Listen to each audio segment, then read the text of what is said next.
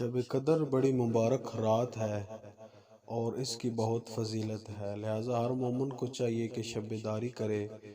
عبادت، تلاوت قرآن پاک اور دعاؤں میں مشغول رہے۔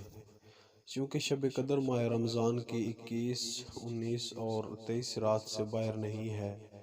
لہٰذا ان 3 راتوں میں اعمال بجا لائیں،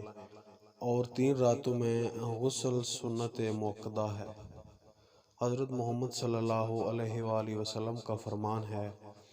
جو اس رات کو 2 رکعت نماز بجا لائے اور ہر رکعت میں سورہ الحمد کے بعد 7 مرتبہ سورہ قل ھو اللہ اور نماز سے فارغ ہونے کے بعد 70 مرتبہ استغفر اللہ و اتوب الیہ کہے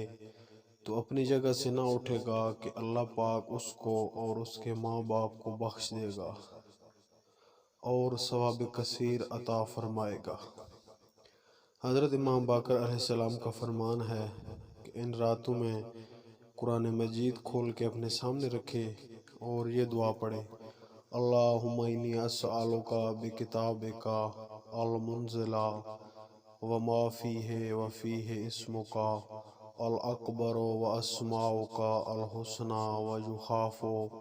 ویرجى أن تجعلنی من عتقائک من النار۔ پھر اپنی حاجت اللہ پاک سے طلب کرے، انشاءاللہ ہر حاجت پوری ہوگی۔